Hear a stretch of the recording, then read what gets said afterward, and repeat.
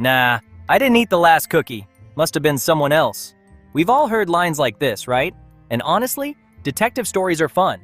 But what's more interesting is when you start noticing things like this in real life. Reading faces, noticing reactions, understanding people. It feels like a game sometimes, until it becomes serious.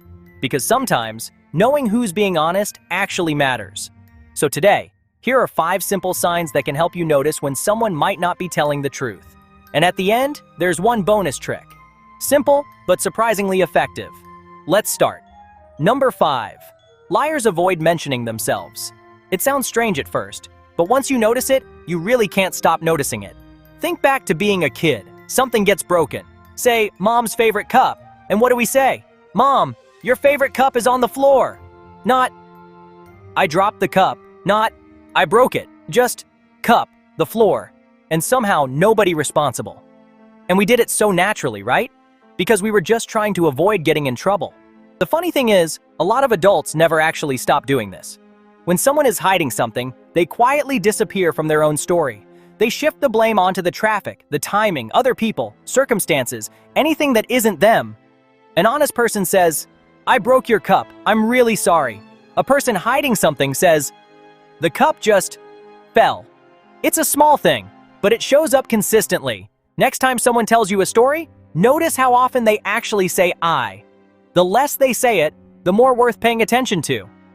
Number 4, their mood goes very negative, very quickly.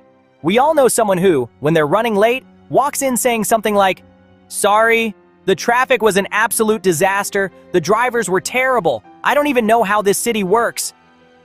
Now, that's not just frustration, that's guilt wearing a disguise. When people feel secretly responsible for something, even if they won't admit it to themselves, their brains start throwing that discomfort outward. Everything around them suddenly becomes wrong. The world is the problem, not them. It's pure psychology. Negativity becomes a shield. An honest person usually just says, yeah, I got stuck. My fault, I should have left earlier. Simple. Accountable. No storm. So when someone responds to a fairly ordinary moment with a flood of complaints about everything around them, it's worth wondering what they might actually be feeling underneath all of that. Number 3, their explanation is surprisingly simple. Here's something interesting about how the brain handles lying. Making up a detailed, believable story takes real effort. Keeping track of all the pieces, making sure everything lines up, it's a lot of mental work. So the brain takes the easy way out. It gives just enough, a vague answer. Something that technically responds to the question without actually answering it. Like this: why did you fail the exam? I don't know, it was just hard. That's it, nothing more. Compare that to someone telling the truth. Honestly, I didn't prepare well enough. I kept putting it off and then ran out of time.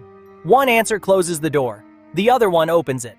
If someone's explanation feels like it was designed to end the conversation rather than answer the question, that's worth paying attention to. Number 2, but at the same time, their words get strangely complicated. This one feels like a contradiction at first, and that's exactly what makes it interesting. Even though liars keep their explanations simple, their actual sentences often get quite complicated. Unnecessary words, strange detours, details that sound specific and believable, but don't really add anything meaningful. Why? Because they're not sure you're convinced, so they keep adding more, hoping that more words will somehow feel like more truth.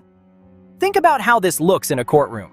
Someone innocent usually tells a calm, clear story and answers questions directly. Someone guilty tends to be defensive, over-talkative, and strangely, the more you ask, the longer and more tangled their answers become. The same thing happens in everyday conversations. When a story gets harder to follow, the more someone explains it. Stop following the story.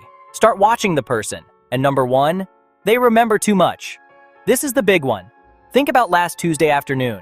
You probably remember the general shape of the day. Where you went, what you ate, who you talked to. But you almost certainly don't remember that the truck outside was sky blue, or that you spoke to your neighbor for exactly 5 minutes, or that you stopped to smoke for precisely 3 minutes on the way back.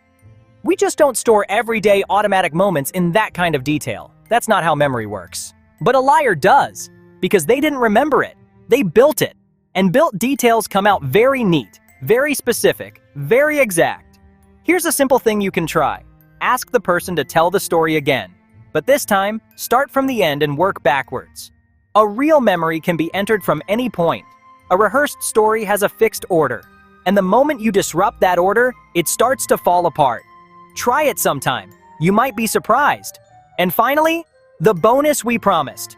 Let's say you've been paying attention to everything above, the words, the attitude, the details, and you're still not sure.